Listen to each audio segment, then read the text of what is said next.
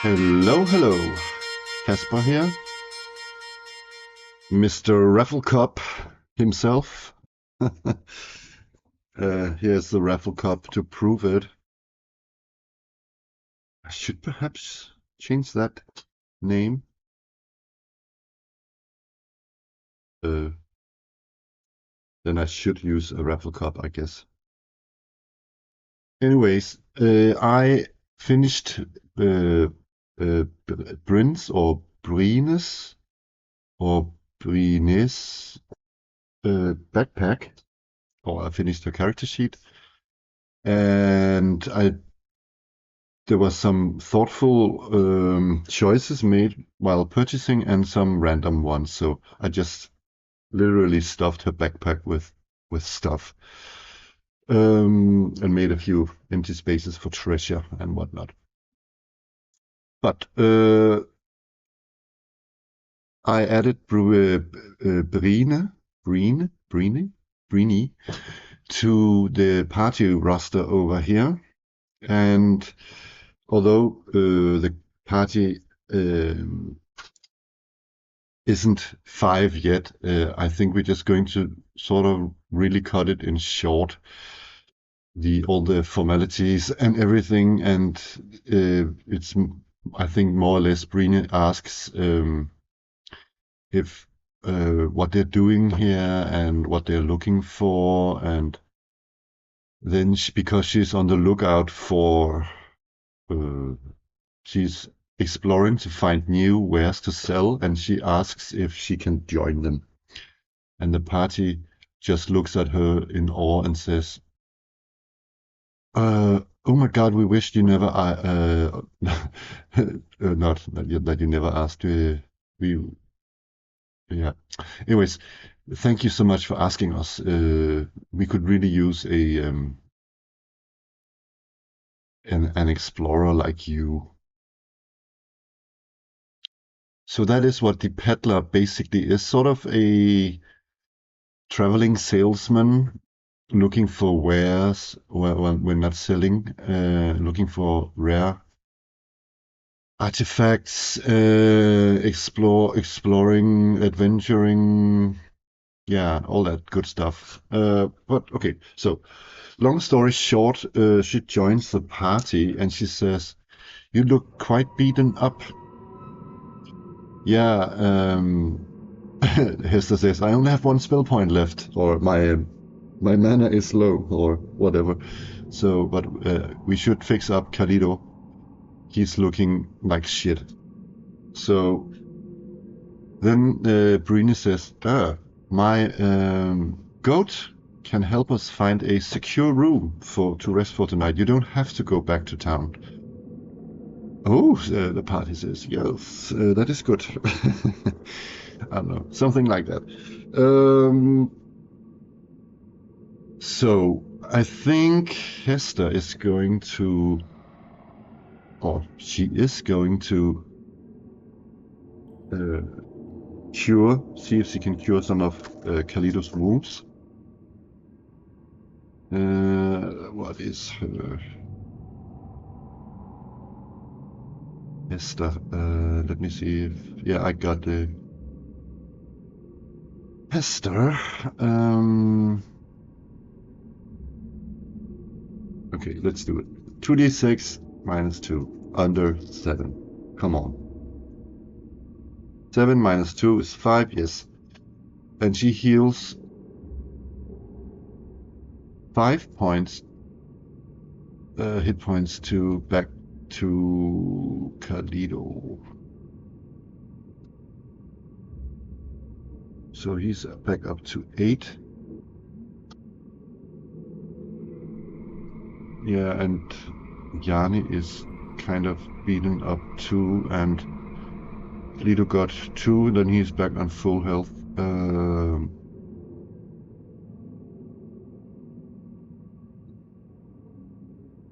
Yeah, so, and then the party says, or somebody from the party says, "You said you could find a secure room.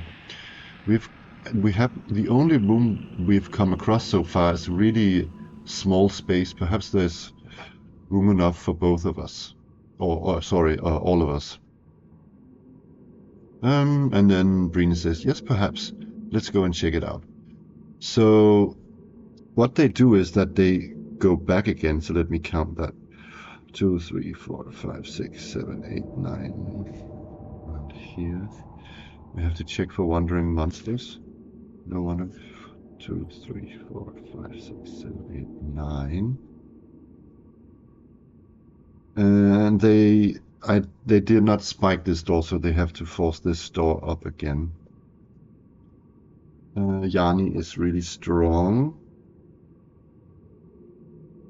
So let's see, 9 minus 2, 7. He has 8 in strength, so he gets this door up. And they're back in the room where they found the magical leggings of stealth.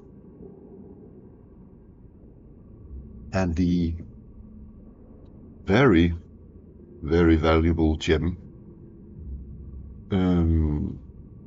There's a body of a dead sorcerer in here. I think they're throwing him out in the corridor.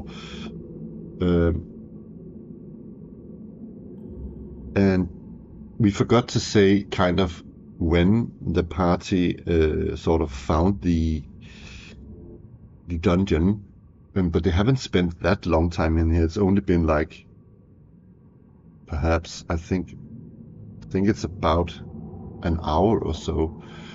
But I think they're going to rest down for the night.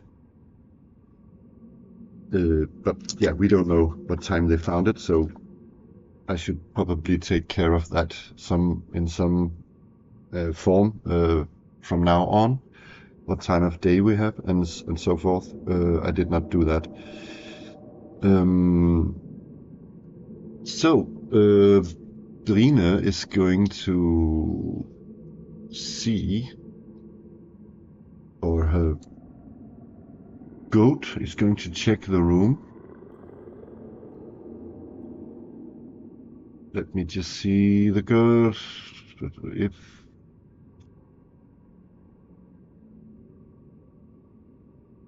Yeah. Okay. What is it that she needs to roll? One sec, what did I write? I wrote here, the goat has an ability to sense whether the dungeon room is safe to rest in. Yeah, it's not really the goat. The way I think I'm going to do it is that I use Brina's because she's sort of interpreting the goat's signs, what it says. So I think I'm going to check her sort of exclamation mark, her awareness of the goat.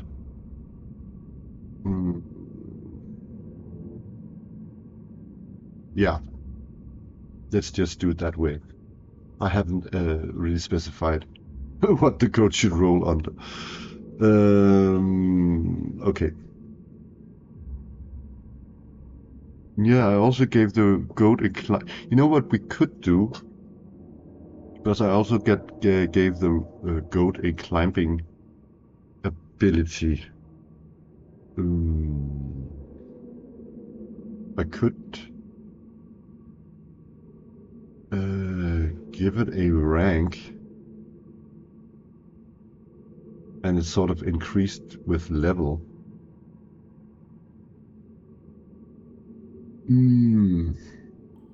Should I do that? Should I do that? Let me check.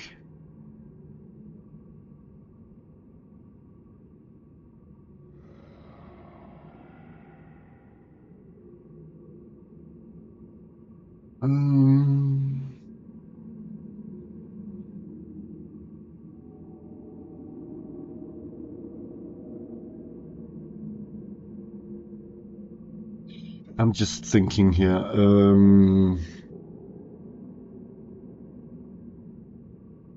What is sort of the... One sec, I have to think a bit.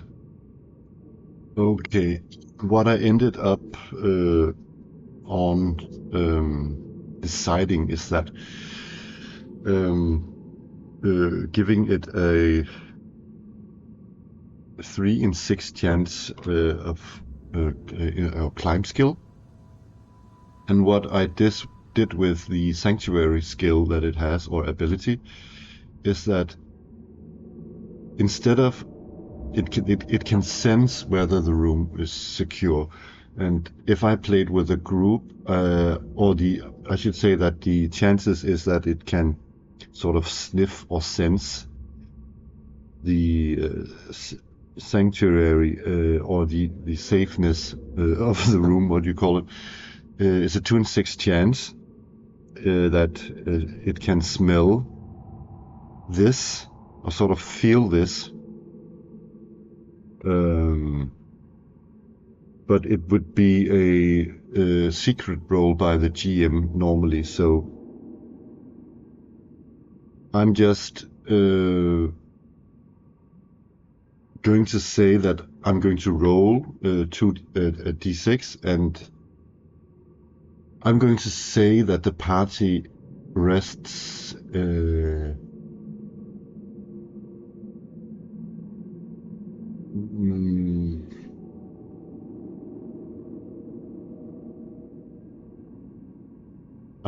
Perhaps I'm going to do two things. I'm going to. Oh yeah, I'm going to see if the peddler Brina can determine whether the goat. I might change these rules, but this I'm going with now. So what we're going to do here is that we're going to see if is the room secure to rest in. So Brina's goat, we have to find a name for it, is sniffing around. It is not safe. However, can Brina read the signs of her goat?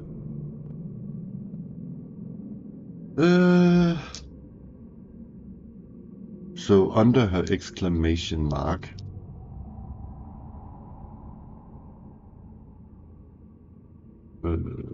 she does not have a specific skill for this, so I'm going to say that it's with a disadvantage. No, you know what? It's her goat. If everybody else was looking at the goat, they would roll with a disadvantage. I'm just going to. So I'm just rolling it normally. 2d6 minus 2 under 6. She looks at her goat and says, "Yeah, I'm quite sure it's safe." Okay, the party says, "Nice. We can get a good night's rest here without any interruptions." And let's see. I think I'm going to roll 3 times. I think they are going to. Are they going to spike?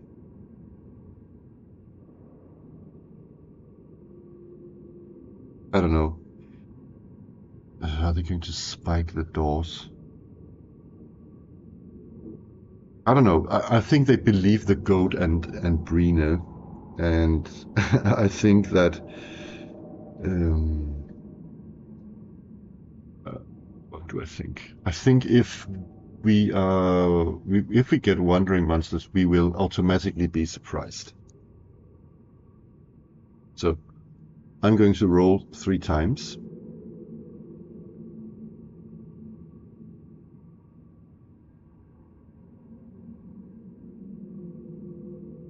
Shit.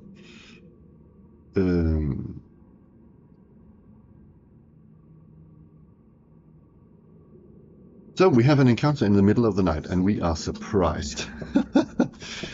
Oh my god. Normally I would say that when you rest per night, you get D3 hit points back.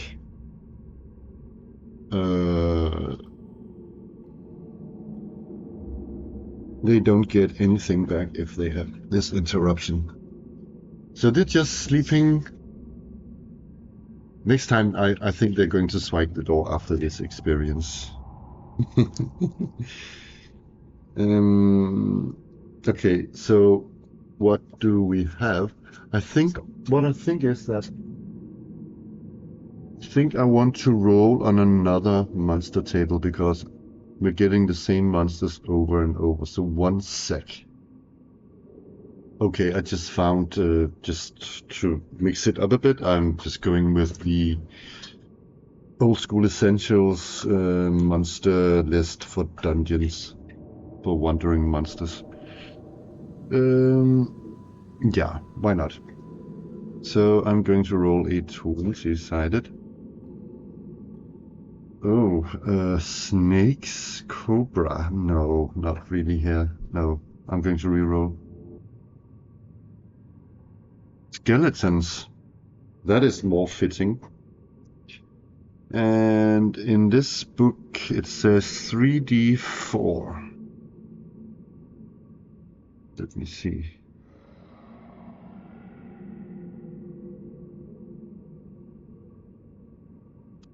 Skeletons is also in this.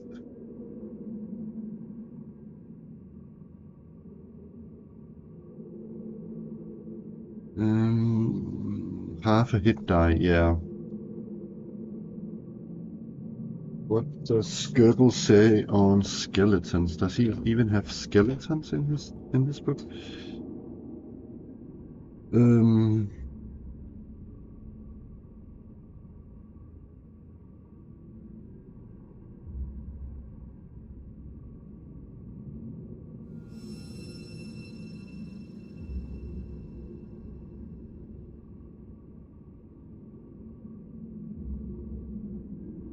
Page 61.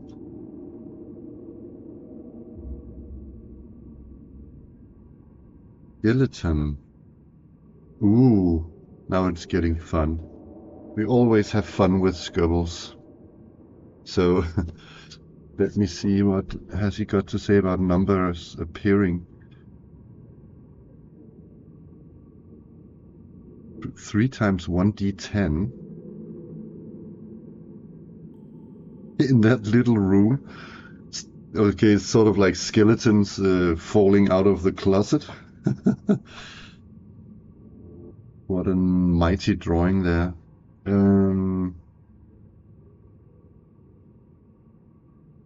Yeah, also around the half a hit die thingy. So 3d4.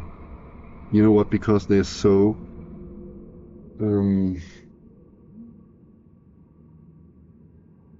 3d4. What is that? That is 12.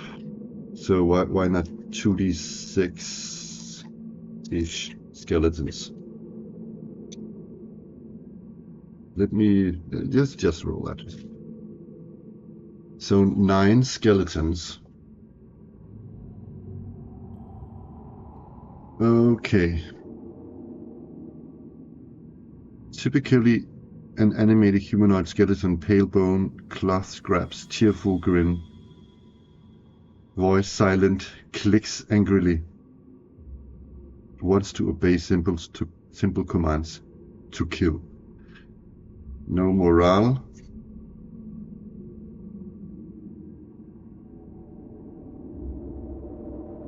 Intelligence, mechanic, some echoes of life allow limited problem solving. Armor none. Immune to slashing and piercing. I would give them some armor, I guess. Immune to slashing and piercing. Why not just half damage? I think I'm going to do that.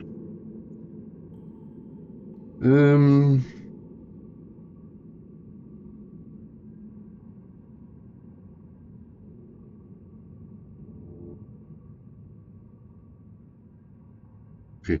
Skeletons are imprinted with a simple command and obeyed with single-minded violence. Leading a skeleton into a trap is trivial. Building with bone appeals to many necromancers of modest means. On the table of 1D 100 skeletons, page 62, result 1 to 5. What? Are variants on common undead skeletons. They may have improved armor, additional attacks, and other abilities. Da da da da.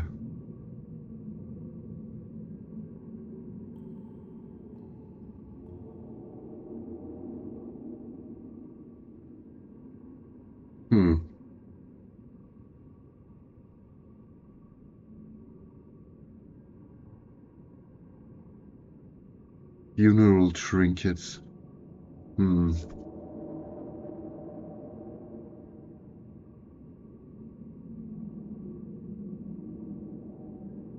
What is the source of the skeleton suddenly falling into this room?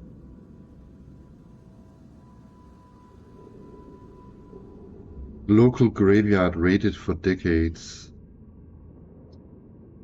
I'm more going to say it's because we're disturbing the burrow or something like that. Then,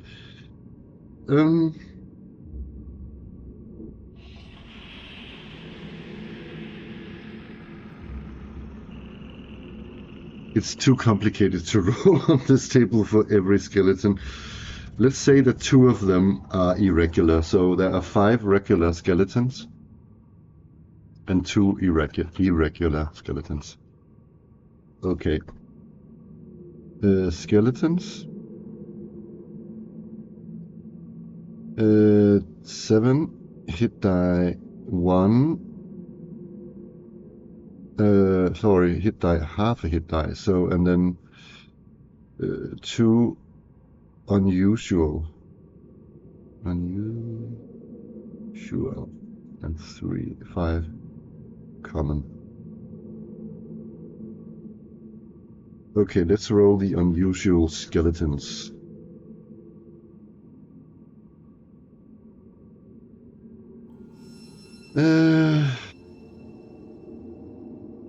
So 30, that's 15. 4-armed skeleton makes an additional attack, prefers grappling. 1, 2 attacks.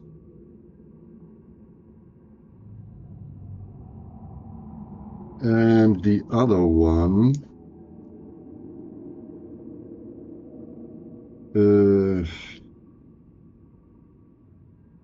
so that's 21. What? 20. What?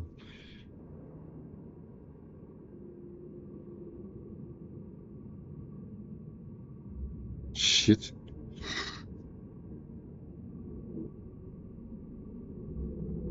Dust. I don't know. I round down, so it's 20. Gas burst skeleton. Hollow bones filled with toxic green fumes. 10 cube. 1d4 poison damage.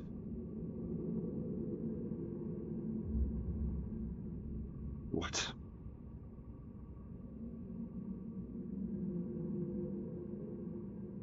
So if we, what I understand, if we hit it, it does d4 damage.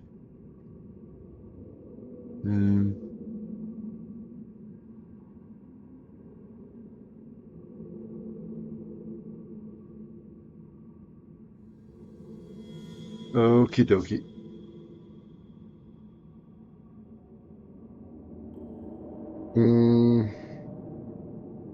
I'm going to say they have 7 in armor class.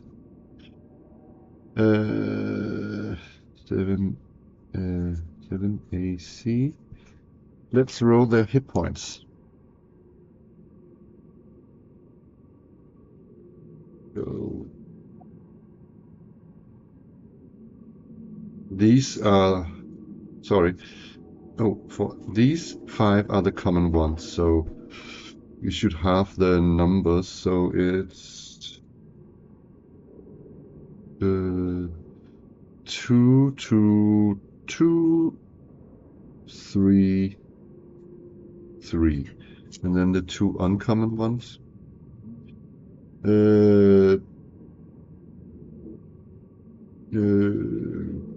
Common, uncommon, 2 and... Oh, sorry. Yeah, so that's... Oh, it's halved. Did I... Okay, I rounded up. Let's do that. So it's 2 and 3. No, it's... Yeah, it is. It is. So... Oh, that took forever. So they surprise us while we are sleeping. And I'm going to say... Perhaps... Are they coming from the north or the south? Are they coming from the north? 3... No. They're not. So they're coming from the south. In this way here. And... Okay. I'm going to say that they're in a doorway. Only 2 can attack at a time.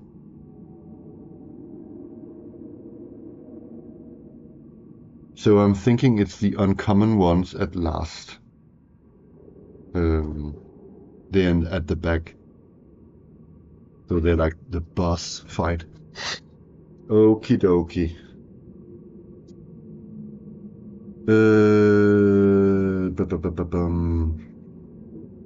One thing I forgot last time is that when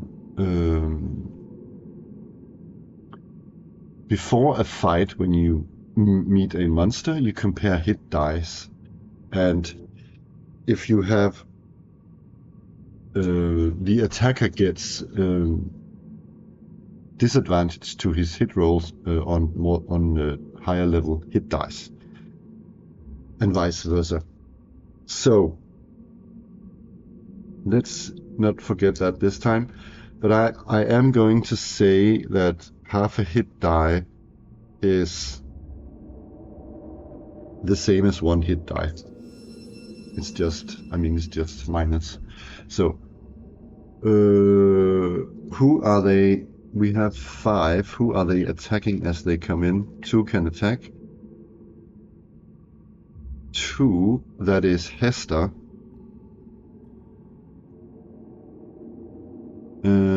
And they are both level 1. So, potential damage first. I'm just going to go from top down. Oh, you can't see. I'm just going from the top and down. Potential damage is 1, because it's half a hit die. Does it hit?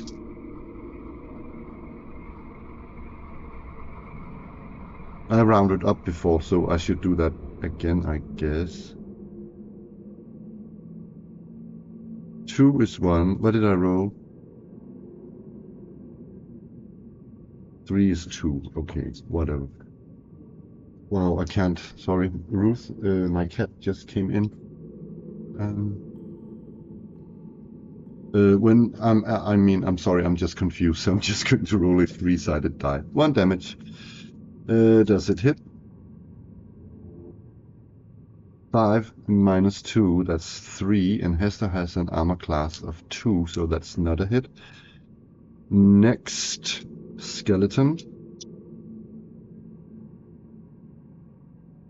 Does 3 damage to...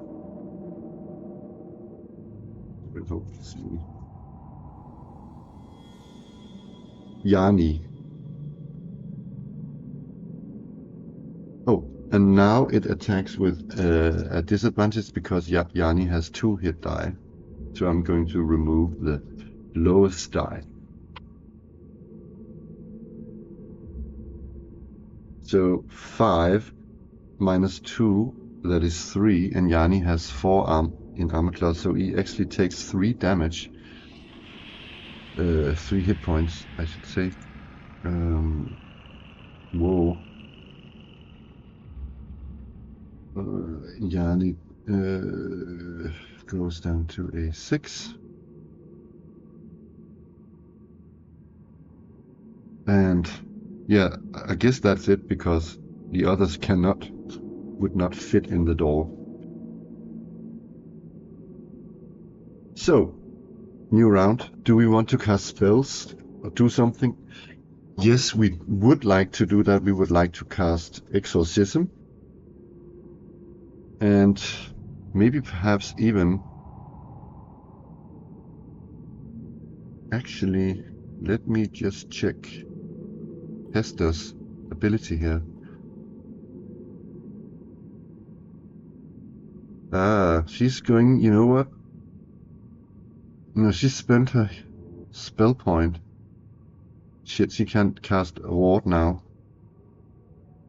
because she don't have any spell points left. That would have been a nice spell, though. Exorcism does not cost any spell points, so... okay. How is it that works again?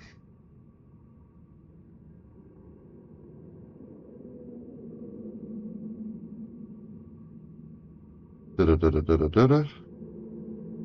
2d6 on this table I have here. They are skeletons, but it's not yet. I'm just getting prepared for it. So we want to cast spells, and does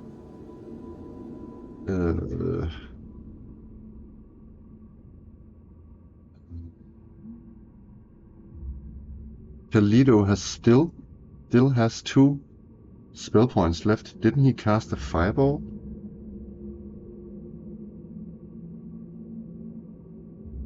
On the sorcerer?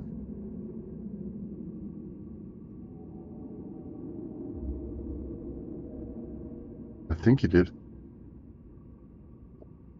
I think he used 1 spell point.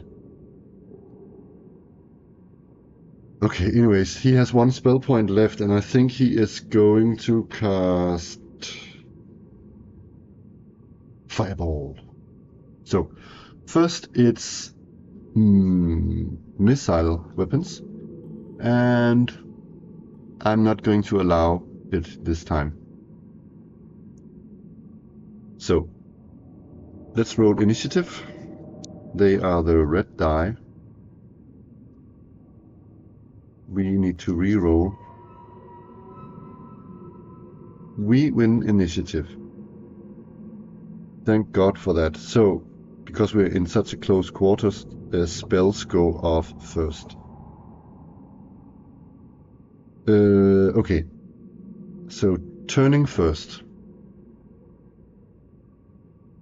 So I'm going to roll 2d6. Shit. That is really, really bad. So it's 1 attempt to turn per fight. Hester just rolled the worst possible roll. It's like she's just looking at her holy symbol and shaking it and looking at it. Hey, why doesn't it work? And do I need to change the batteries or something? And the skeletons are just grinning in the dark. Okay, so that did not work. So now it's Kalido.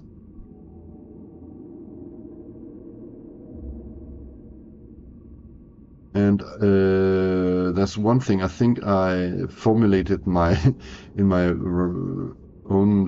rules. There's something I want to change about how the fireball works, and that's how you choose your target. So 1 sec. There's not really. I just last I cast the spell, I thought I had written something wrong. I actually don't have written anything wrong in it. It was just a little bit hard for me to understand my own writing. So he spends 1 spell point, meaning, or not meaning, but for each spell point invested, and I have to invest 1 spell point, and it's the nature of the fireball that 5 feet around the target can be affected. It's just because the fireball in itself has an on impact has an explosion, or has an potentially an explosion. So first of all, I roll to see if I cast, and that's 2d6 minus 2 under brains. 9, 7.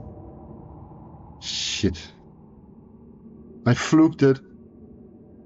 Or actually, I should say that Carlito fluked it.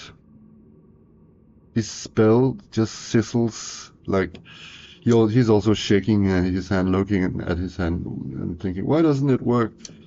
Where do I change the batteries? That's not so good. So now it's Yanni. It's melee. Yanni.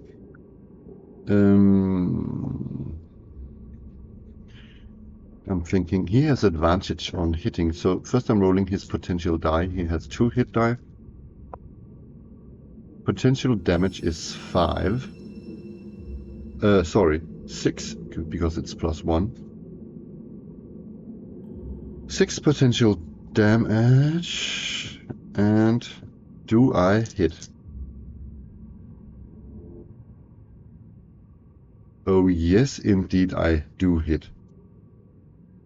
So I haven't got any crit rules, but this would be an equivalent of a crit. So 6 damage. So the first skeleton goes down, and the next skeleton within 10 feet of the fighter, because the fighter is awesome, gets... I have to see if I hit the next one as well. I do. So that's 2 damage left. And I guess I won't be hitting the last one, because they are further behind. Or do I? I think my ruling is in front. Anyway, so I don't get an extra attack. He kills 2 skeletons, and they just move further in the room. So now it's Yara, I guess. Yara has... let's roll her die, which is a d6. 1 damage. She hits. And then it's our new party member, Brina. She's not so good at fighting. Let's see. D6 minus 1 in potential damage, so that's 1.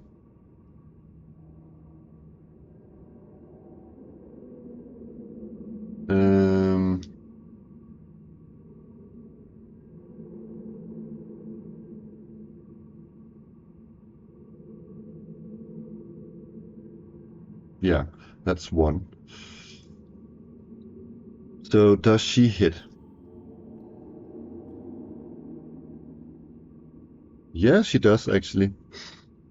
I'm just going down for the ease of this. Down the... Yeah, you can't see it. I'm just going down here, so it's way easier that way. So that was our turn. So now it's the 2 skeletons here, and I'm still going to say that they can attack all of us because it's an advantage they still have. And you might ask, can't the goat attack? No, it can't. It can only retaliate if Brina gets hit. So who does this first skeleton attack? 4. So that's actually Carlito. That is bad, but it's only 1 damage.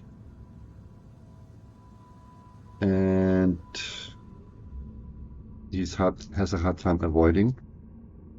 Whoa, he actually avoids it. So the skeleton rolls 12 minus 2, that is 10. So, ooh, Carlito just steps out of the way of the rusty sword.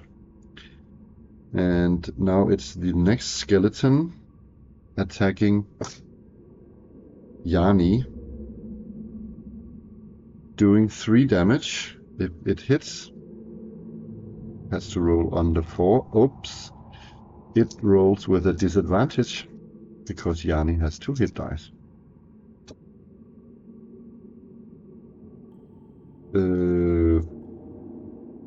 Removing the lowest, so that's 8 minus 2, that's 6. That does not hit Yanni. So initiative.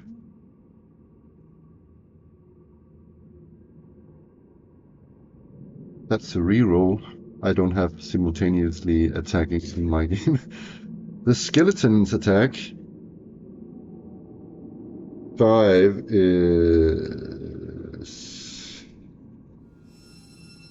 3, isn't it? Yeah, so it's Yara. Oh, did we want to cast? No, we don't have any spell points.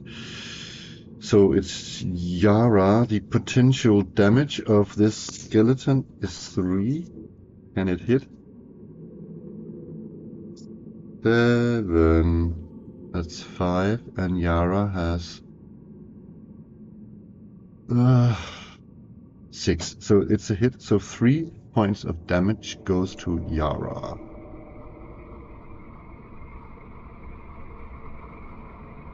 Ouch. Next skeleton attacks for 3 points of damage on Hester. 6 minus 2, that is 4. That is not under 4, so thanks of Yanni's shield. So now it's our turn. So Yanni, come on, Yanni. 8 potential damage. Does he hit?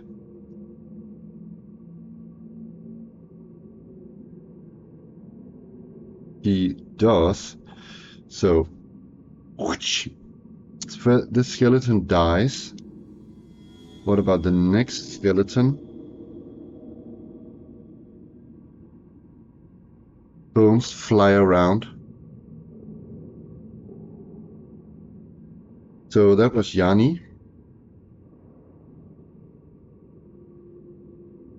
So yeah. So now it's Hester. She steps. Oh, I completely forgot one thing. I promise I will do that in the next fight. Skeletons take half damage from slashing and piercing weapons. I forgot about that. But let's do it now then. From now on. Shit. Sorry. Okay. Hester steps. You know what? I'm just going to say that they sort of move up because they're falling out of that closet and just moving in. So Hester attacks. She has a Morning Star. That is not a slashing or piercing.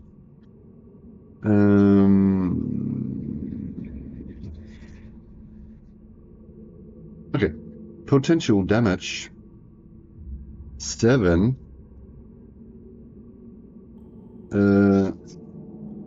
She hits. So this one dies.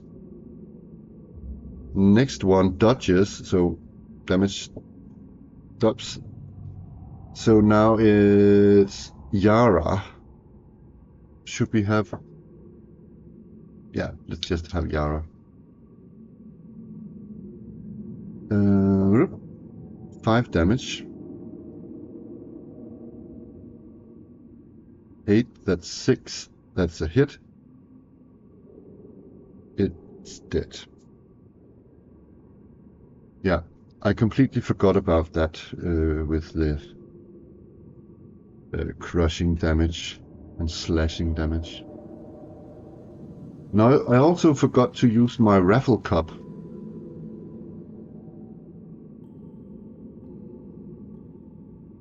Okay, so they have half a hit die, so they award, when characters are level 1, they award 50 experience points each. So 50 times 7. Oh, I also forgot another thing. They were uncommon. Oh my god. So one actually had 2 attacks, and the other one exploded. So I'm going to say that it does 4 points of damage. However, they're going to save versus poison, and that is a toughness save. If they succeed their save, they receive half damage from the poison, but if they roll a 0 on this danger save, they don't receive any damage. So let's start from an end. When they hit the last skeleton, it explodes, and this green sort of poison bursts out in the room. Toxic, so I should call it toxic, whatever. Okay, so first off, we have, let's just take it from Yanni. She saves, so Yanni still takes 2 damage. Ouch. What about Hester? Yes, she rolled a 2, but she still gets 2 damage.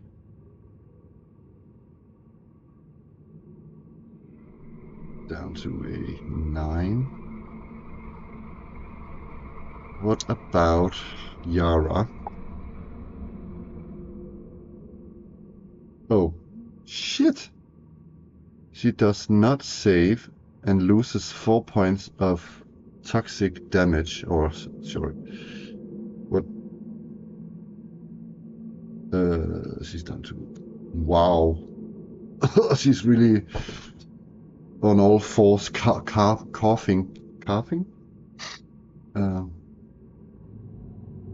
And Carlito,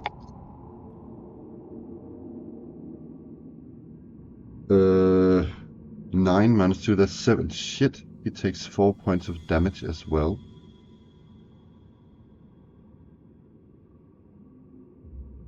That is bad.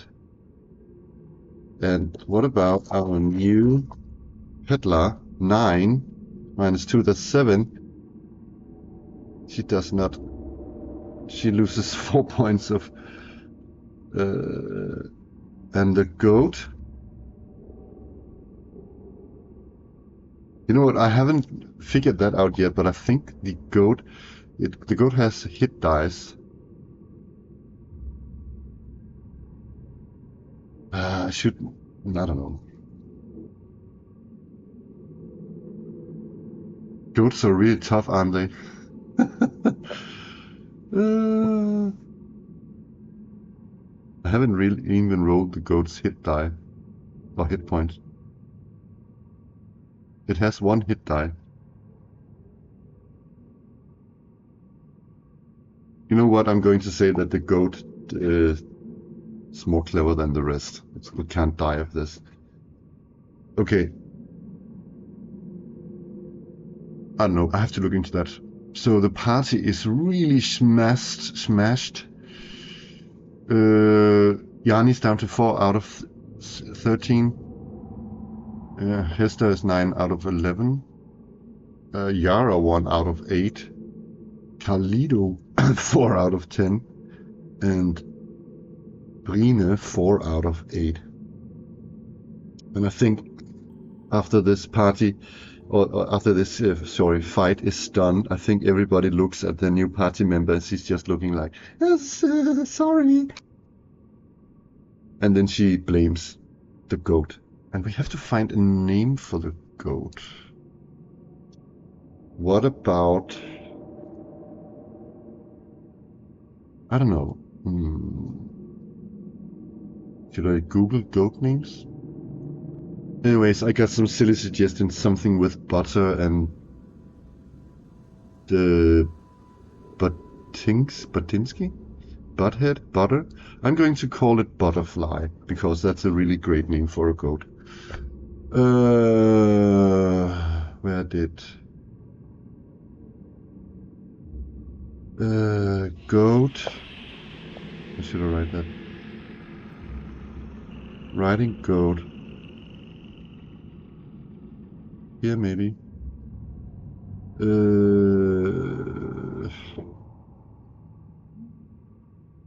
Just going to write it up here.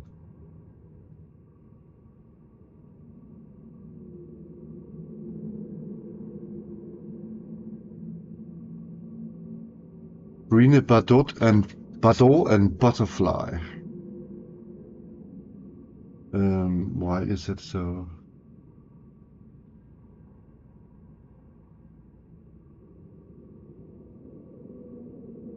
Like that.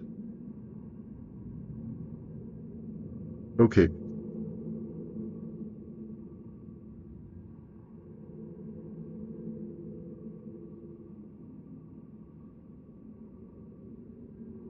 Okie dokie.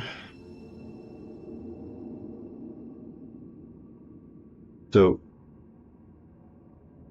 that, let me just check the experience points for this fight. So I've added experience points for all of the party members, and I think I have to go. I think I have to go back. We have to go back. It's in the middle of the night.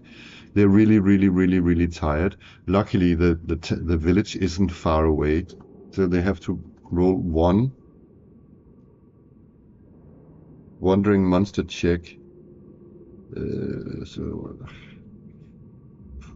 6, 7, 8, 9. 2, 3, 4, 5, 6, 7, 8, 9. They actually have to roll 2. Yeah, they get out of the dungeon, and in the middle of the night they crawl. It's insane, really. I should... they crawl back to the village, but it's around... I cannot remember what I said exactly. I think I said it was a 10-mile hex, but it was only halfway. Yeah, if it's halfway in and the village is halfway in, it's 10 miles. So I would say they get there in the morning. Let me see what 10 miles is in kilometers. Oh my god. That would take... That's 16 kilometers or something like that. 7...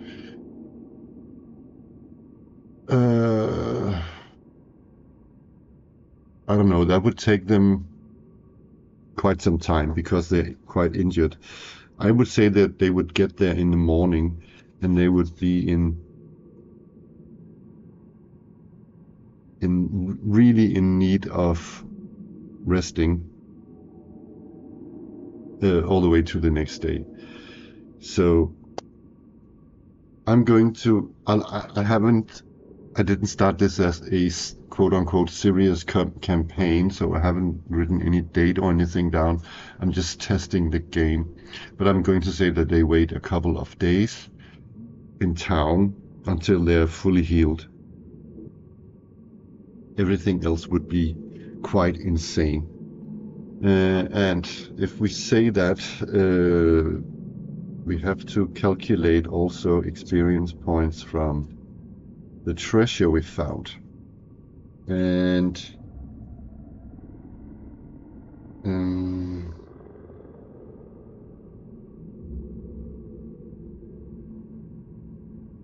that's 850 gold pieces, so that's 850 experience points. I think the party is just going to share it with Rena. So let me just check how much that is.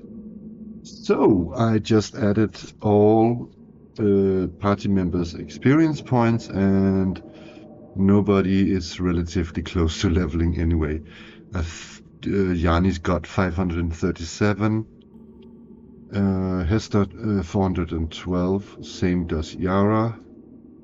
Khalidu has 462, and the newest member has 240. So I can write that they are now on day, let's see, at least 3. So let us say they are on day 4. Actually,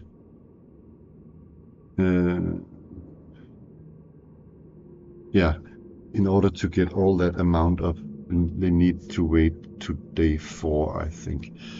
It's not that we are in a hurry or anything.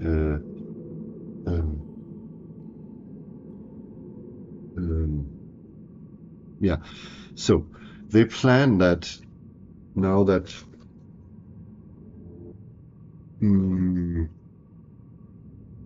yeah, they still haven't found the book, and they just, I mean, they want to get this done and get a nice payment from this patron who wants to invest money in them. So they're going back to the dungeon, and I don't know, what does it take to go 17 kilometers? A couple of hours or 3 hours or something, perhaps? I'm not completely sure. Round about that. So they left in the morning, and we have to have do I even want to do it? Phew! Wandering monster check. So they find the dungeon, go back in.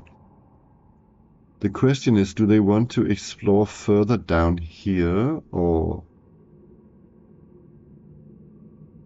they know that this burrow can't be any bigger than sort of this, so I think they might be thinking that they could clear out this area up here.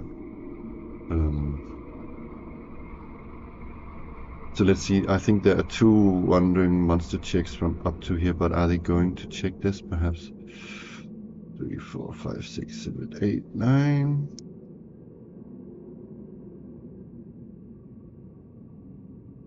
Yeah. So, yeah, 1 turn, 1 sec. So, I just needed a cup of water. Getting tired from all this talking. So we are here in the dungeon, in the burrow. We want to check out this section over here.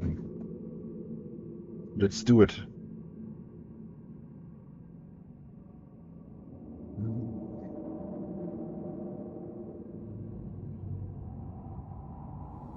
Chamber. There is a chamber. Whoa, it's a huge chamber. 40 feet by 50 feet. The question is it sort of down here? 1, 2, 3, 4, and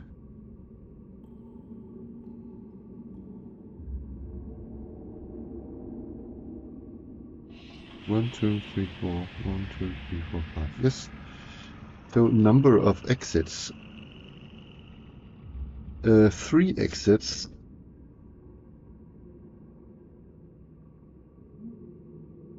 Exit locations. We're coming in from this way on the same wall. So I'm going to say that that is here. Opposite wall. One is over here. And on the right wall, so it can only be one of those two. So 1, 2, 3, 1, 2, 3, 4. So it's here. Okay, so exit directions, because it's corridor passages. First one is straight. Next one is also straight. Next one is also straight. Okie dokie. So what about room content?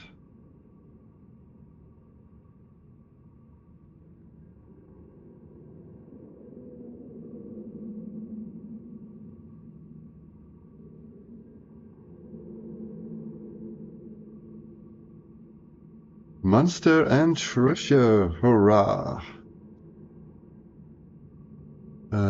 So let's roll on the table to see what we get. Giant shrew. Oh my god. They are also half a hit die. Ooh,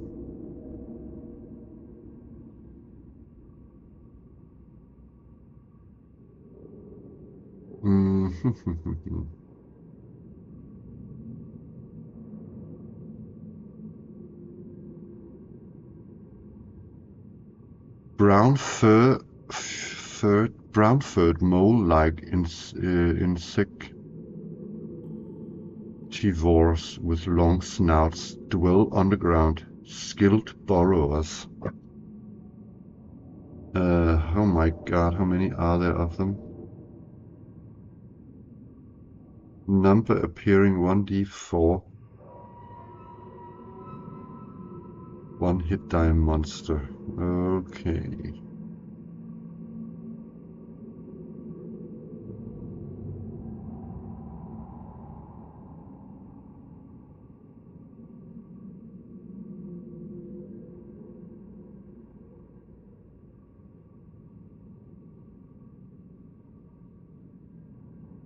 What the hell? It has some strange abilities.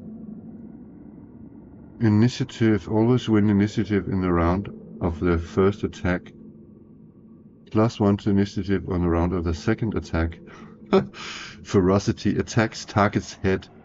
Targets with 3 hit die or less must save versus death or flee. What? It has skilled climbers can jump up to 5 feet.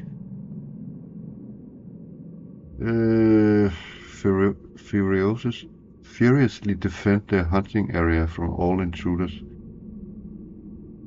Echolocation. Perceive their surroundings up to 60 feet. Unaffected by lack of light. If unable to hear blah blah blah.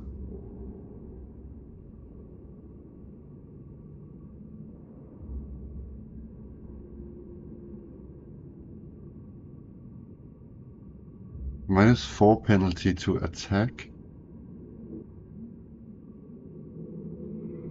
AC reduced to 8. What? I don't get it.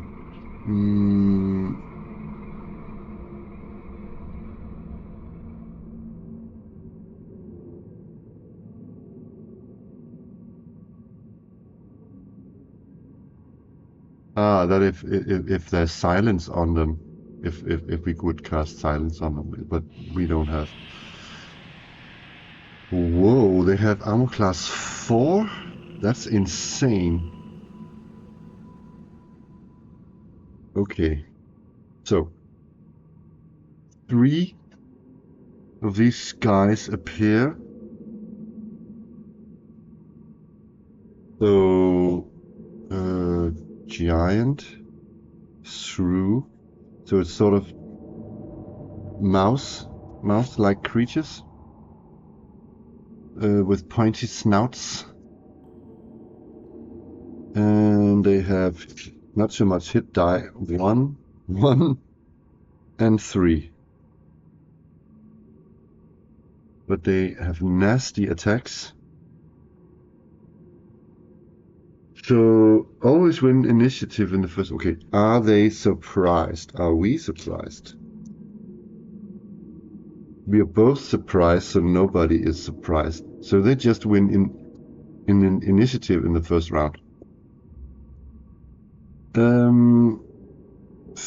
Ferocity attacks target heads. Targets with 3 hit die less must save versus death or flee. What the f? That is insane. That is literally insane. Okay, so they attack. Okay, first of all, it attacks.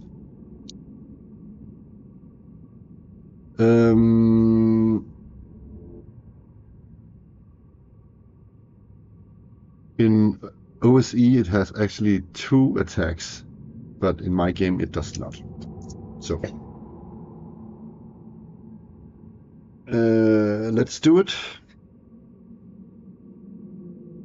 So, it attacks, it's in a big room, so I guess it can attack all. It can run around, you know, and yeah. So,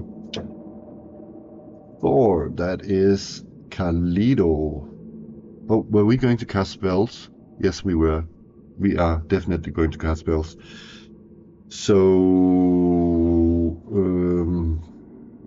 okay. Potential damage 1. And Kalido has the same hit die. 10. Minus 2, that's 8. So it hits Kalido.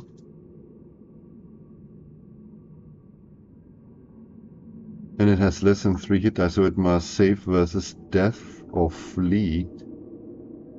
I don't have a save versus death in my game, so that is versus toughness. Oh my god. So first of all, 1 damage. Oh, and I haven't corrected the damage stuff here yet, so he is down to a 7. And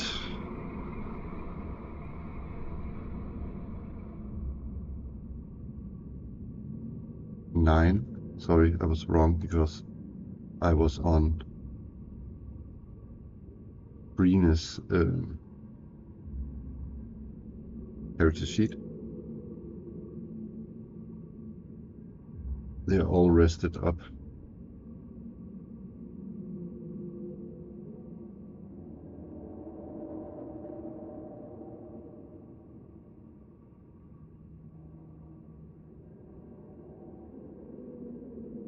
And yeah.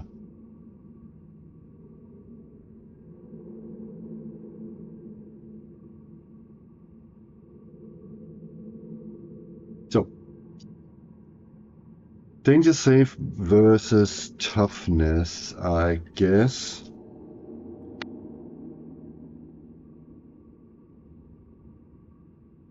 Yeah, that's a critical save, so he does not flee, even though this giant shrew attacks his face. It attacks my face. Help. Okay.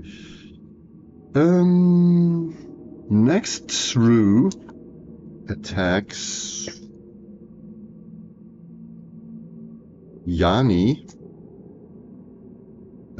Potential damage is 1.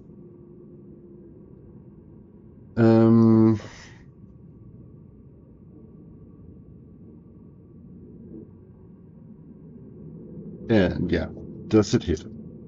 It rolls with a disadvantage because it's Yanni. 6 minus 2, that's 4. That's not under 4, no. So I'm not going to roll any danger save because I think it's only on hits. Last shrew attacks. Oh, this is getting funny. Our peddler, Brine Bardot.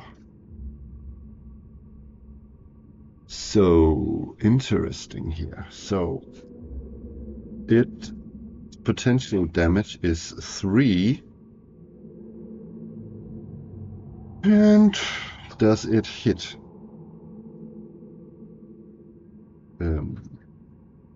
Brine has armor class 7. It does indeed hit. So 2 things happens. 3 actually. I lose 3 hit points. Whoops. So I'm down to 5 with Brine. But then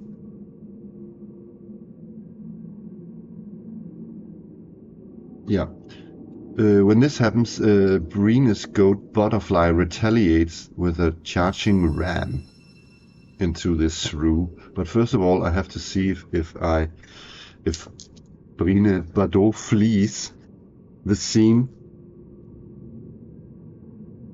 6 minus 2 is 4, so that's under 5 in toughness, so she does not flee. She's also like, help me, butterfly. And butterfly sort of charges in.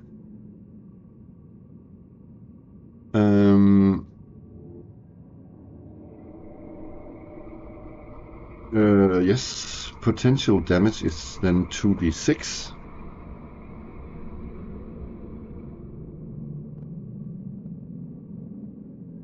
Five damage potentially, and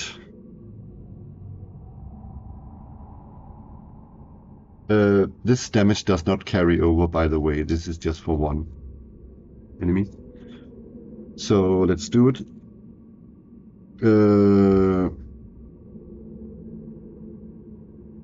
Yes, 5. It rams into the shrew.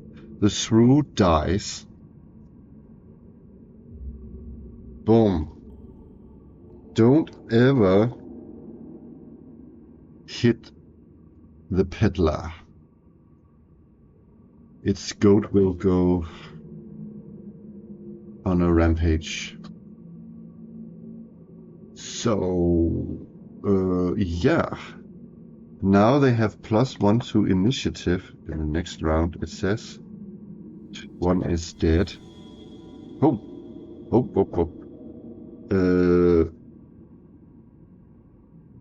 It's our turn. I forgot that. And we are going to, I said we're going to cast spell.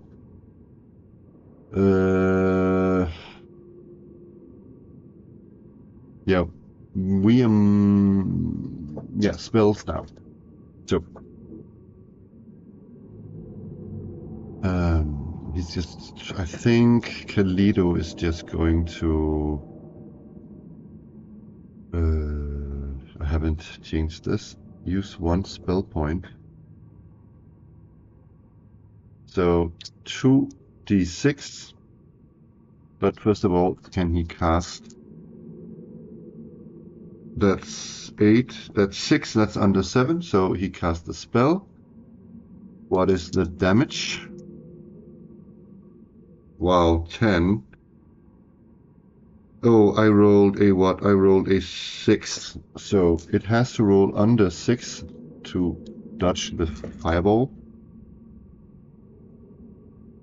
It does actually.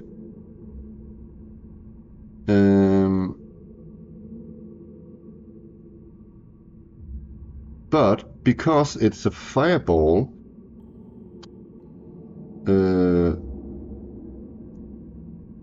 that's interesting. I said that it can, 1 spell point goes to, so it simply goes to the next one, I guess. I have to look into this because would I then deduct 1 point of damage? But he wasn't hit.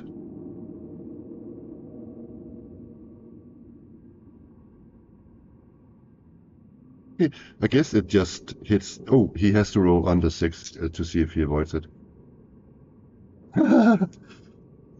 Shit. Never mind. They both dodge the fireball. Crap de la crap. Ah. God damn it. So.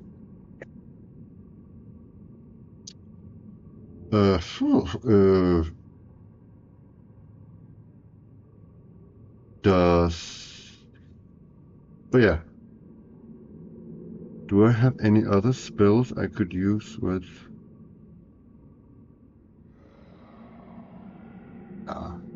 Okay. Let's have Yanni attack. Here we go.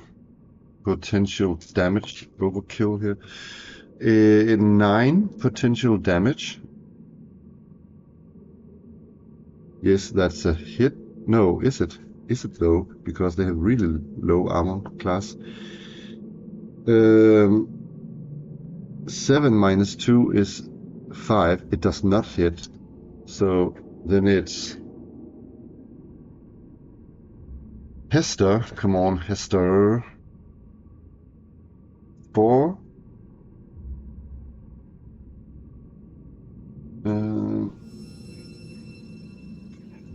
3. That's a hit. So 4 damage. Does the next one gets hit? It does, actually. I rolled a 5 minus 2, that's 3. The shrew are dead. They were kind of annoying enemy. Ooh, and there was treasure in there. So...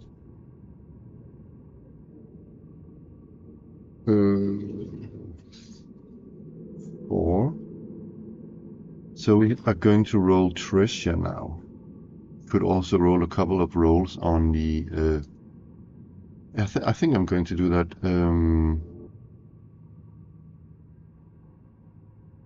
On the Great Book of Random Tables to see if we have some stuff lying about in the room or in the chamber. Table 6, 29. Oh, 6 rusted iron spikes.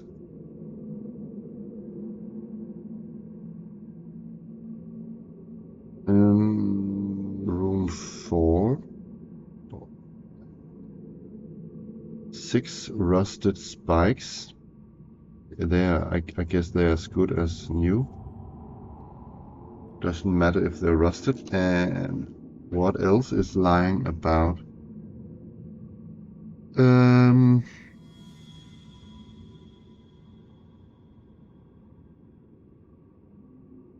Bronze bust, a noble.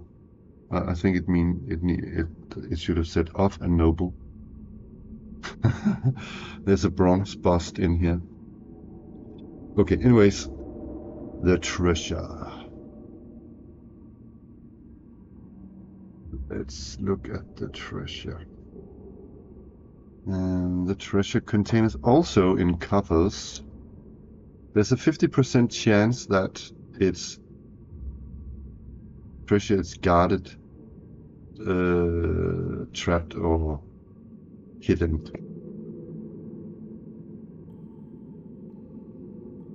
It is trapped and hidden.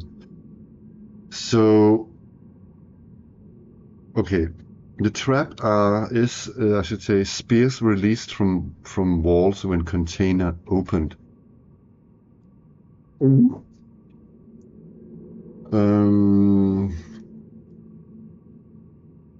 Treasure is hidden by or in behind a loose stone wall. Okay, so now it's Brina's turn to shine, hopefully. So what if she can't find it? Did I say Brina? I meant, of course, Yara.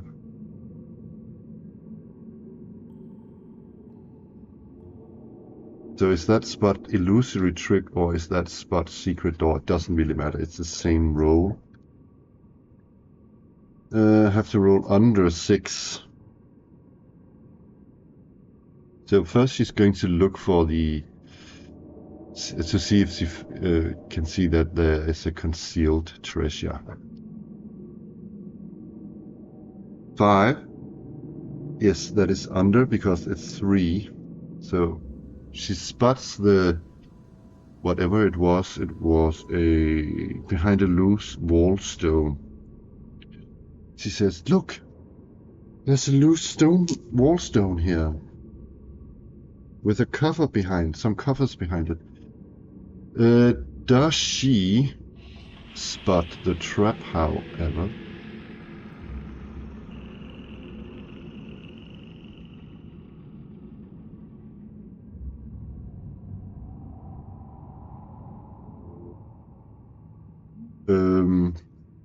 Turn went by the way. But trap.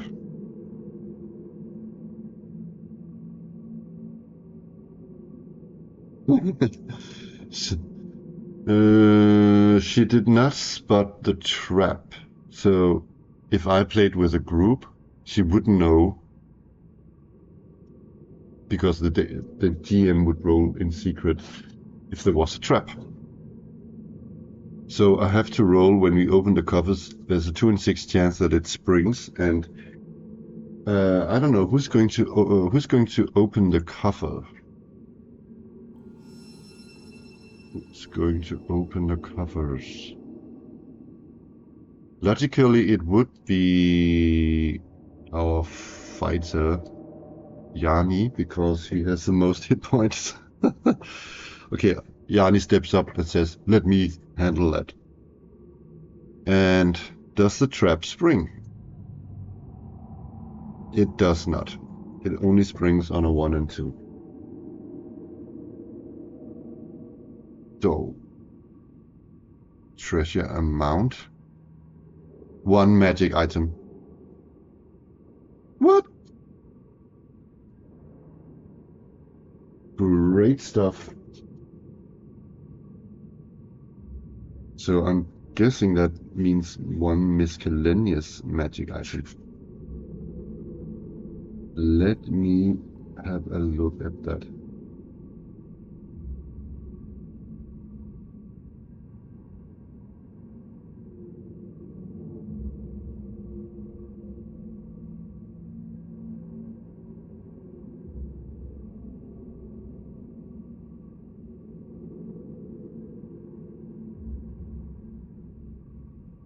Or what is it?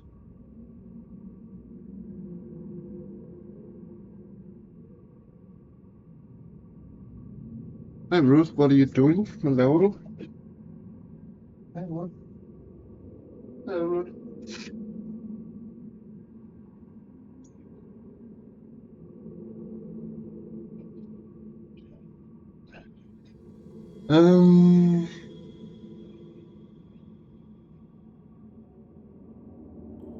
So is it a mage? I don't know. It doesn't say because it's not the same rules.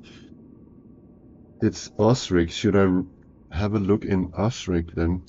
You know what? I'm going to pause the video and look in Osric.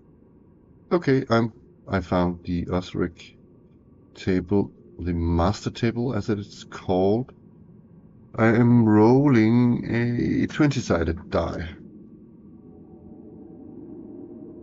17. That is a reroll because that is scrolls. I do not have scrolls in my game. 12. So boring. Potions.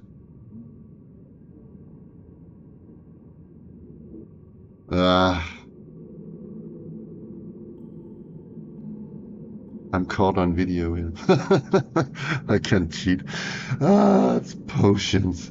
That is so boring. Anyways, let's see. What sort of potion we have?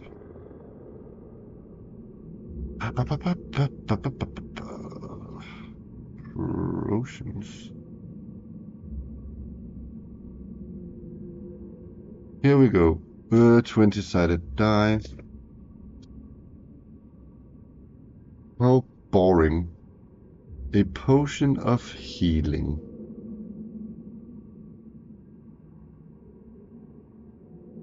Ugh. Okay.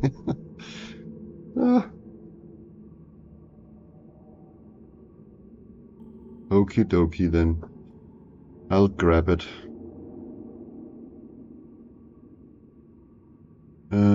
Who is going to carry it?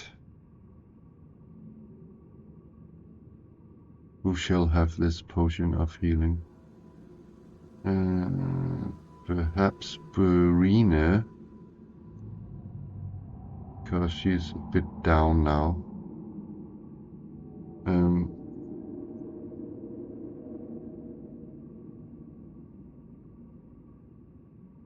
That was a bit unsatisfying, I think. Anyways, we have to roll 2 times on the treasure amount table. Let's hope I roll magic item again.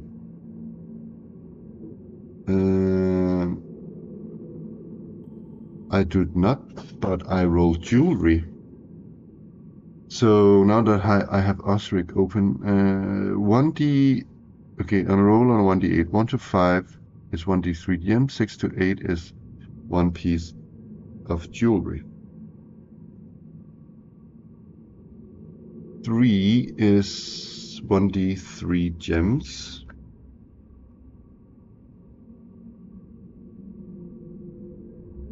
3 gems.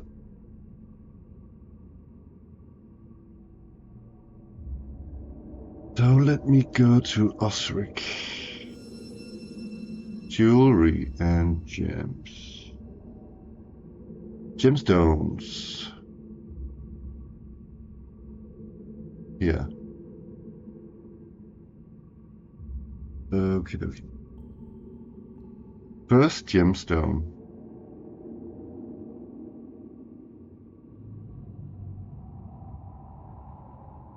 It's a precious stone and it's worth 2d4 times 100. 200 gold pieces. Precious stone. 200 GP.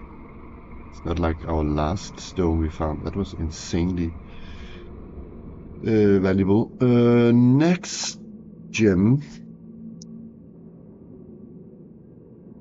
68 is a fancy stone. 44 times 10. So 1, 3, 6, 8. 80 gold. A fancy stone.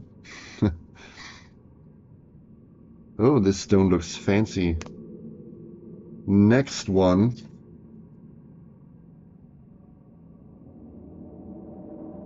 Is also a fancy stone.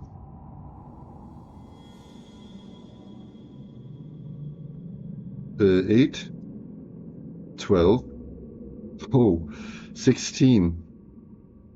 100 fancy stone. 160 GP. So, in this room we found 6 rusted spikes, 1 bronze head of a noble, 3 gems, 1 precious stone worth 200 GP, 2 fancy stones, 1 worth 80 GP and 160 GP, plus a potion of healing.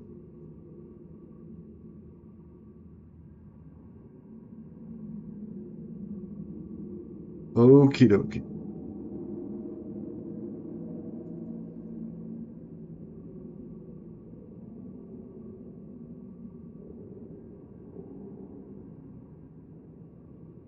Um, okay, I've been recording an hour and a half. I think I'm just going to continue a bit more before I shut down for the night. So, which door do we take? One sec, I think my cat is throwing up a hairball. One sec. So that definitely took a turn to collect all that treasure and fight those shrews. Cannot remember if I rolled to see which direction the party wanted to go from now. They're still looking for this leathery tome. So I don't know how we going to resolve that actually. Maybe does these tables, Book of Random Tables, do they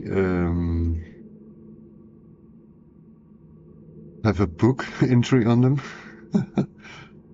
It's the chance of getting a book, I think, on one of those is sort of really small.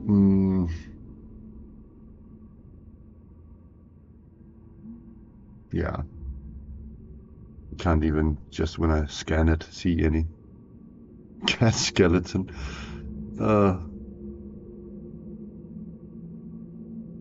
I don't know. Okay, let's move on and let me think about how we. I mean, if I find a room where I think it would make sense, we talked about sort of a library. I should maybe, what I maybe could do, I have this book here, Random Tables, Dungeons and Lairs. So if I find a, yeah,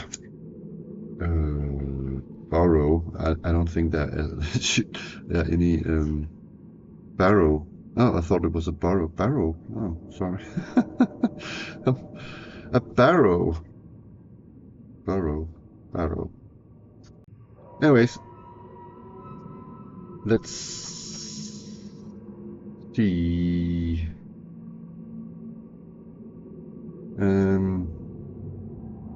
We have a barrow.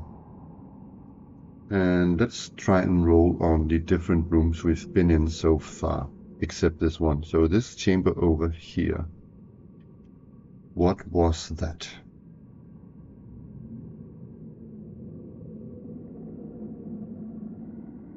19.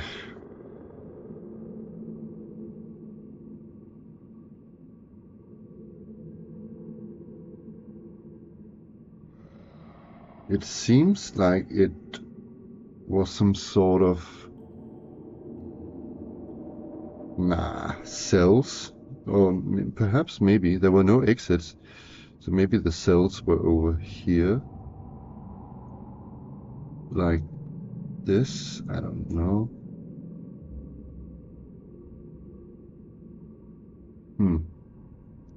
What about that small room up there, that closet thing?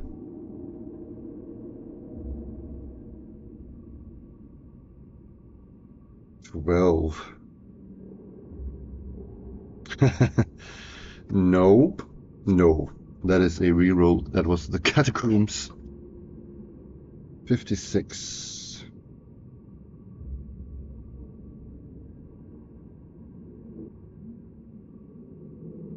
Laboratory. It could have.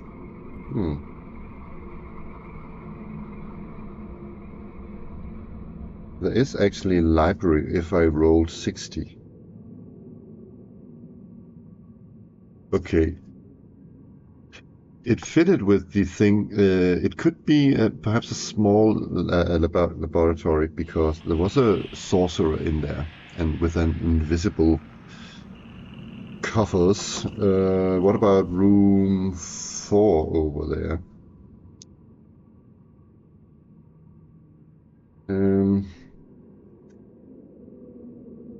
Didn't I just roll that? Yeah, some more cells. No, there's too many exits. Let me reroll. 27. A conjuring room. So maybe perhaps these shrews were conjured by the sorcerer who lived in this burrow.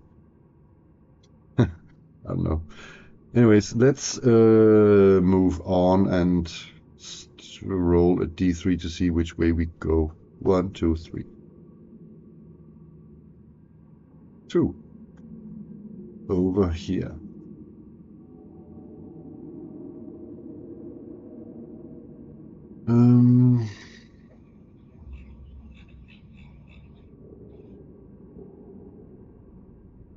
We find another chamber.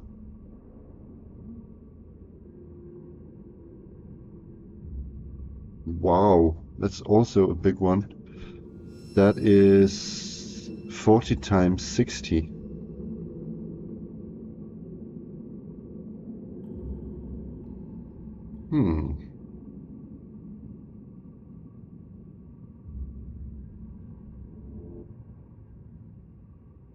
I'm going to say it's like this.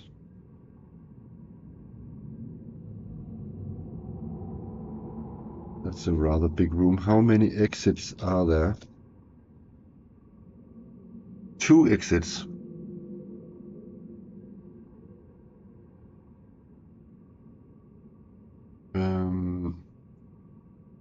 So where are these exits?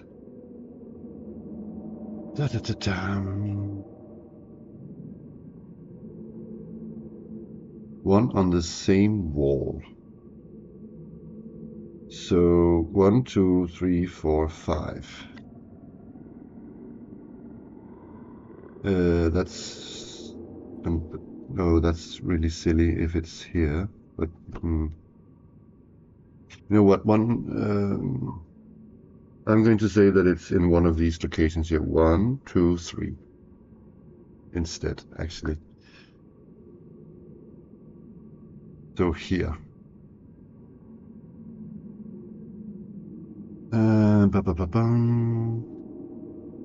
And then one on the right wall.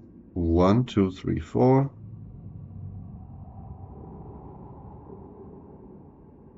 Here.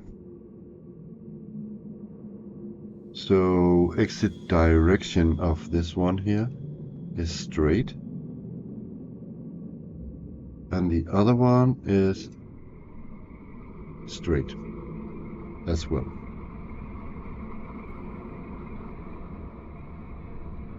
So, the room content. Monster and treasure. Hope it's not more shrews.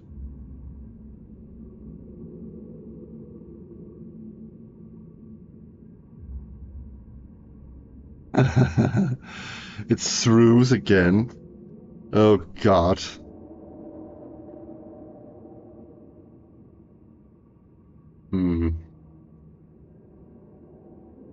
It is a burrow, I thought it was called.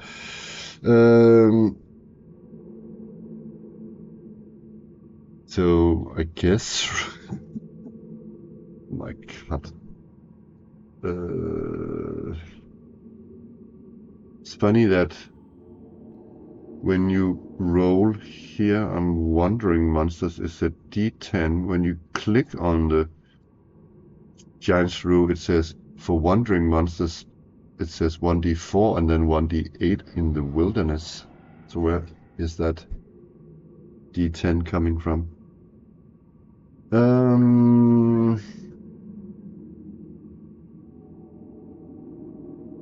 Let's hope it's just one shrew. And then, of course, I'm going to roll 4. 1! It's sort of, I think it's just, maybe it was usually in this room here with his buddies, but then it just sort of, because it's blind, lost its way over here.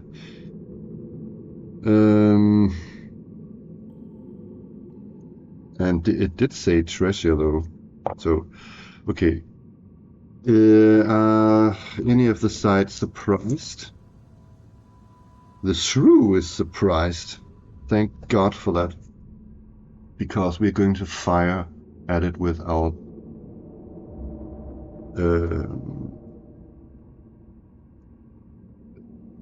missile weapons.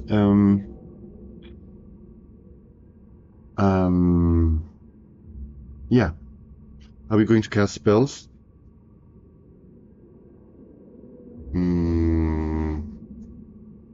We're getting a spell ready, I guess. So let's have Yara shoot with her bow. Okay. And the shrew has how many hit points, by the way? 3 hit points.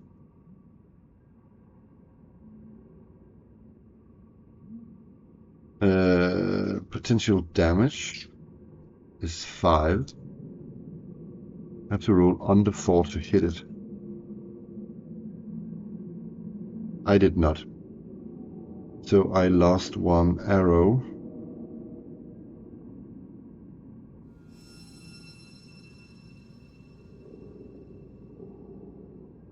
Now it's Dorine with her bow. 4 points of damage if she hits.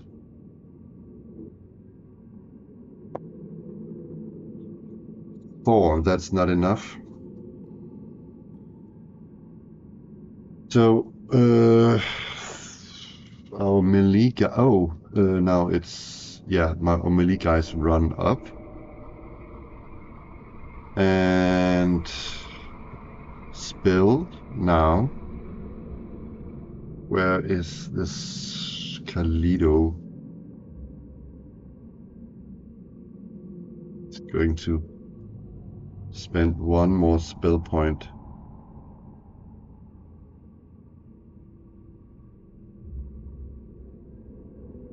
And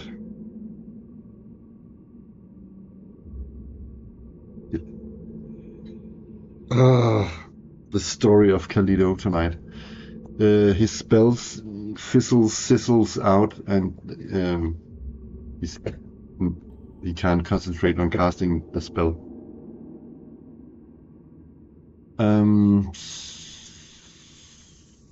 Oh, I forgot that. Oh yeah, so it's the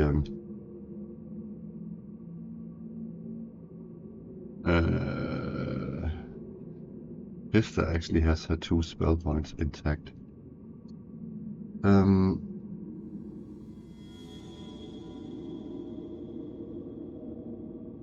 So they run up and hit Hester. Oh, Yanni first. Oh, they already moved up there, actually. So come on, potential damage from Yanni. It's a lot. 7, 8. And she hits with advantage. Wow. That is a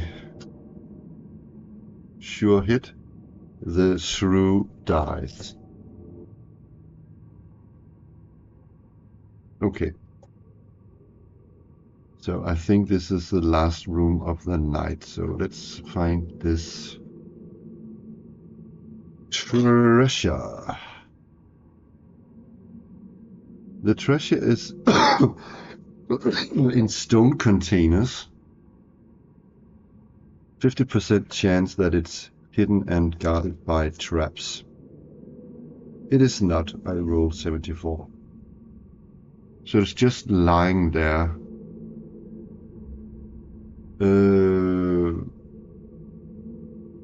I don't have platinum pieces, so it's +1 on this when it's guarded by a monster. So we have found jewelry. 1 jewelry. Let me get Busrick up. The jewelry table. 34. we find a comb.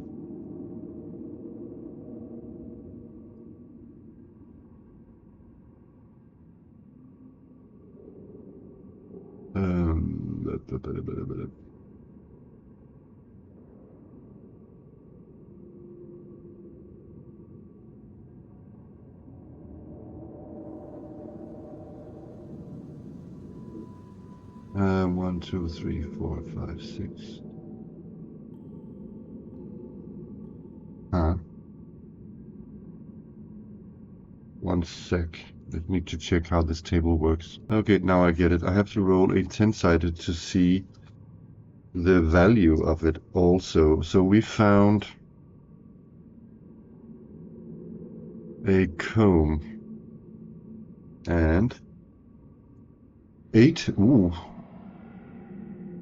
That is a gold comb. It is worth a lot. 10 times 100, it's worth 1,000 gold. Oh my. So in room 5,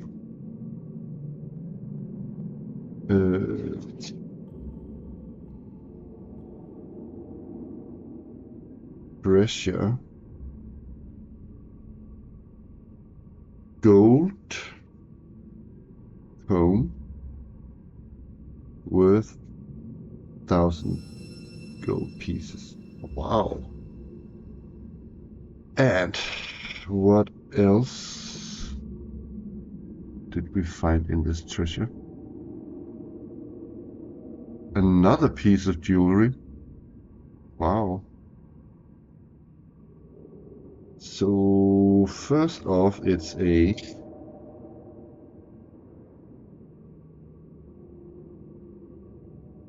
medallion. 1 to 3. It's D10 times 100. 900.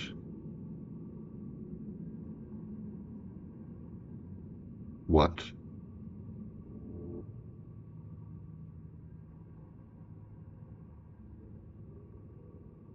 Wow.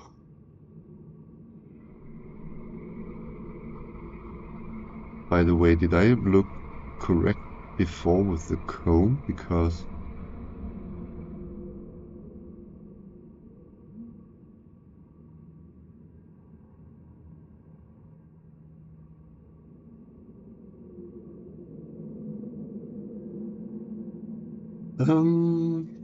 yeah, I looked.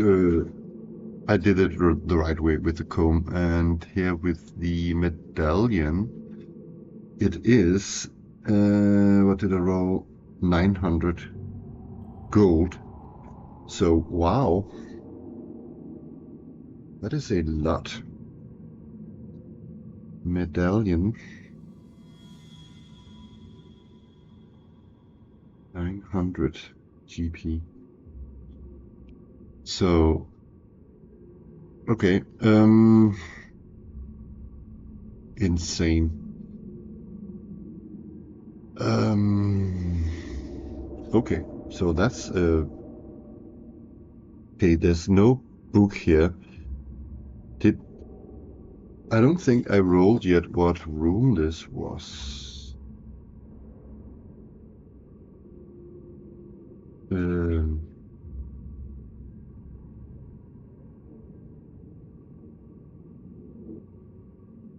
You know what? This catacombs, so I rolled catacombs. I could say that there are loads of what do you call it? Sarcophagi in here. That would be fitting. Such a huge room. The sarcophagi was protected by a lonesome shrew. So yeah, okay. So gigantic room. Should I do one more room and then stop at the 2-hour mark? So which way do we go? Oh yeah, by the way, we are on turn 4, so we actually had to do a wandering monster check. Thank God, no one wandering monster. But which way do we go then? So 1, 2, 3, 4, 5, 6. We going south this time on? Yeah, but we have to turn it.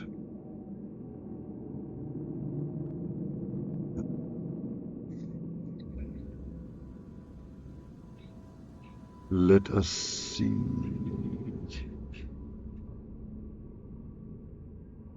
Oh, continue straight in 50 feet. Wow, it's a long corridor. So I'm going to say one more turn went by. We are down here.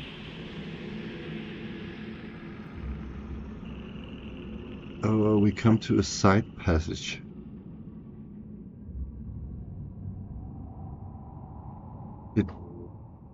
The passage goes right 90 degrees and it continues 30 feet ahead.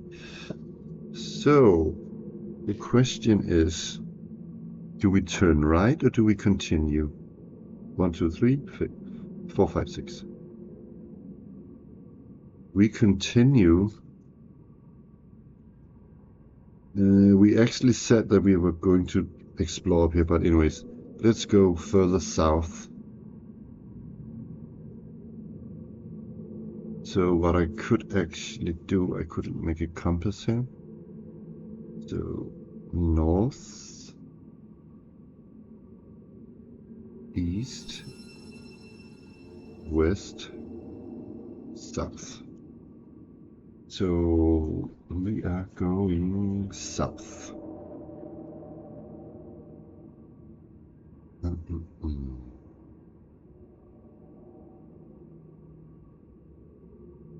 Wow, it continues in 50 feet again.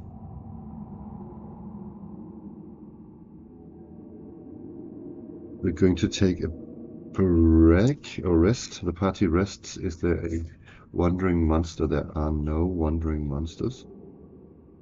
So it turns.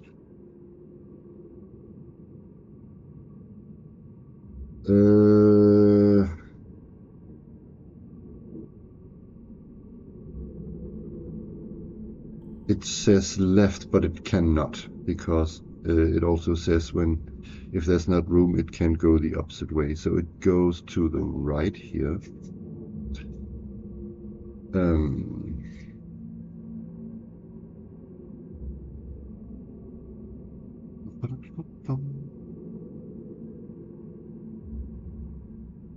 We come to another side passage, and I shall also remember to roll for passage with. I keep forgetting that this is actually a side passage that goes to the right that is 20 feet wide. So I need to remember that. So which way do we go here? 1, 2, 3, 4, 5, 6. Oh, we go to the right now, down here, this wide corridor. One turn has passed.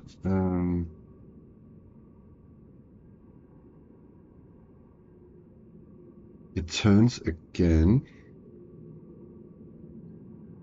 And oh, it goes left.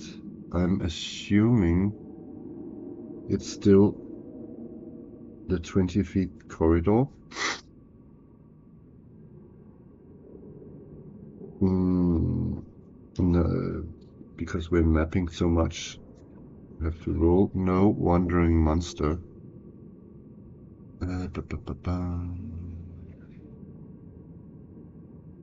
A door.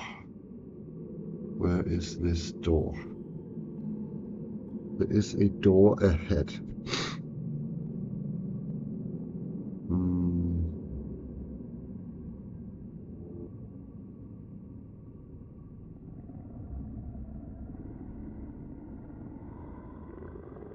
So perhaps here on the right side. So, what's behind the door?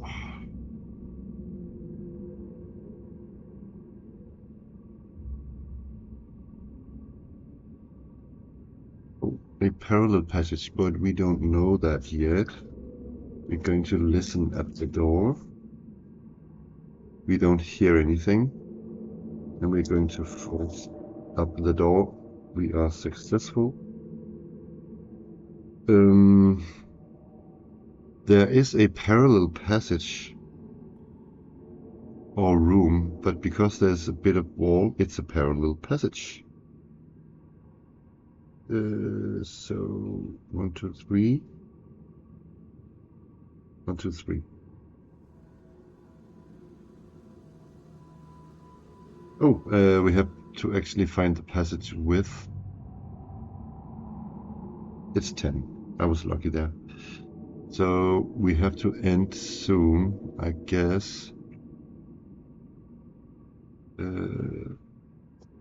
Left or right? 1, 2, 3, 4, 5, 6. We are going to the left.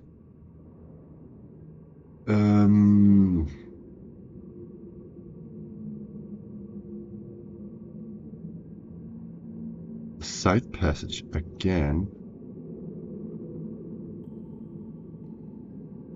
Oh, there's a four-way intersection. Okay, so I'm going to say it connects up with this one, and then this one here, and here. So that is a four-way intersection. I think this seems like new territory to me, so I think we're going back here or here to fill this out. Let's go back here. Wandering monster check. No wandering monster.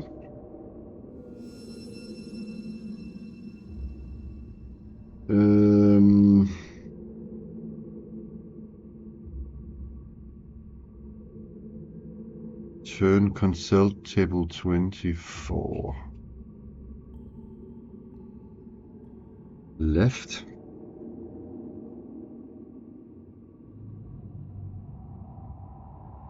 Uh-huh.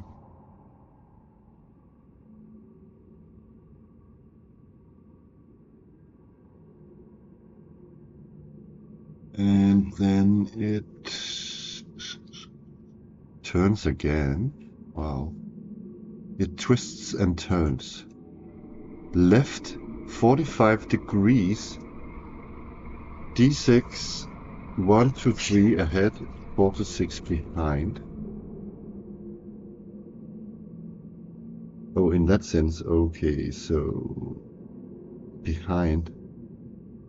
That doesn't really make sense, because then it would just sort of go back to here. Okay, I guess it could, but it's just really weird architecture.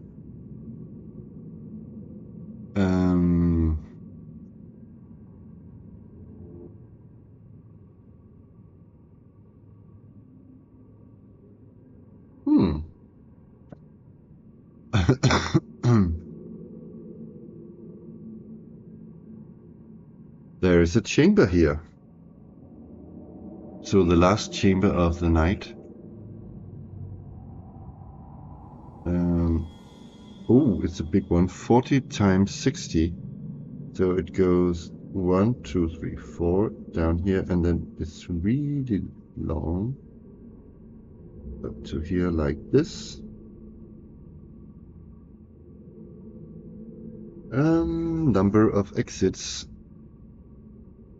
3.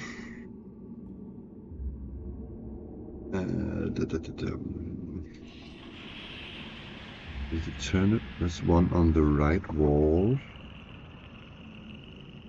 1, 2, 3, 4. 4, so it's up here. And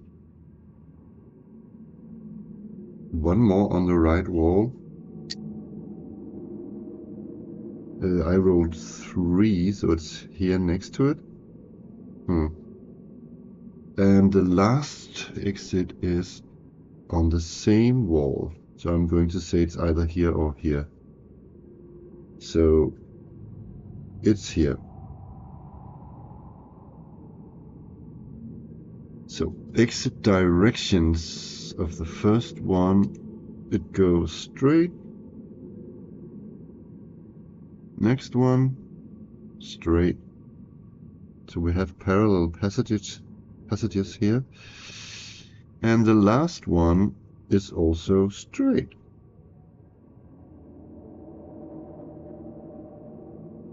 Okie dokie. So room content, this is just going to be a cliffhanger. Empty.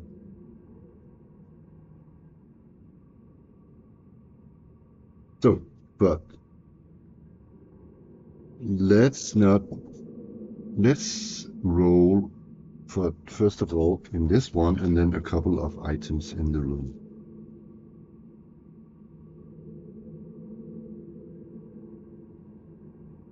$54.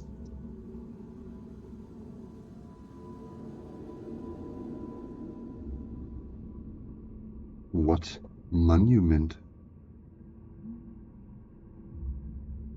I'm going to re-roll that. Sounds ridiculous. 39.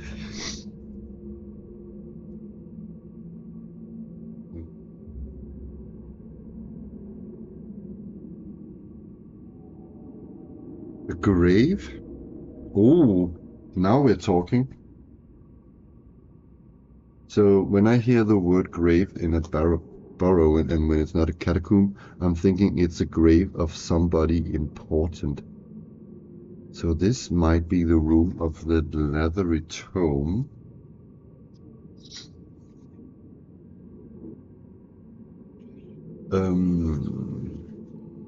Let's roll on the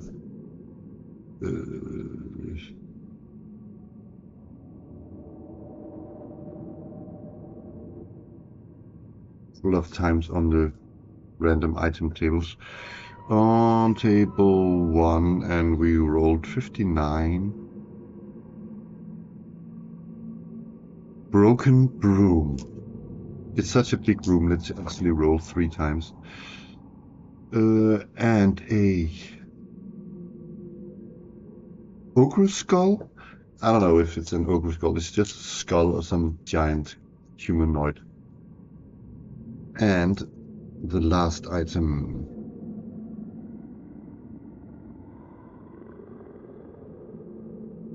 A small glass globe with a figurine inside.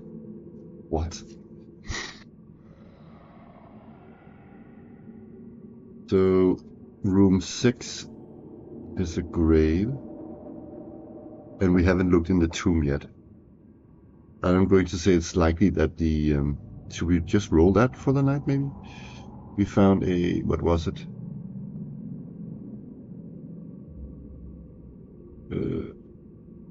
Ogre skull and glass globe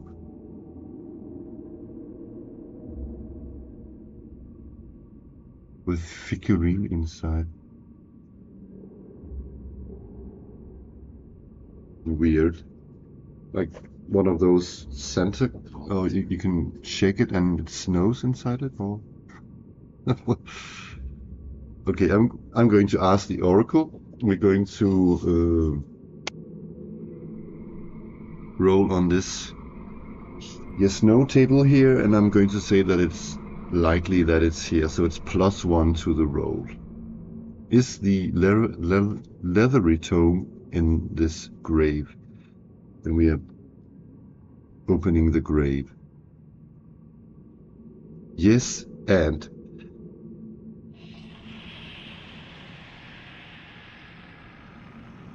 ooh, we found the leathery tome.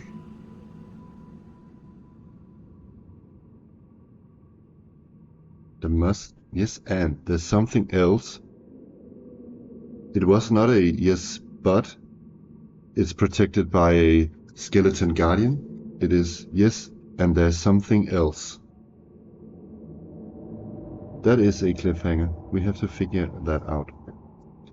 Okay, I have to stop for tonight. It's getting quite late, and the video is also on the long side. But we are crawling around in dungeons. Those guys that make videos that are 25 minutes long or shorter of mega dungeons, I find that quite hilarious. Anyways, we are going to stop here for tonight. The dungeon looks awesome, by the way. Yeah, thank you for watching. Check in with me again later. I have hopefully made a new video. Bye bye.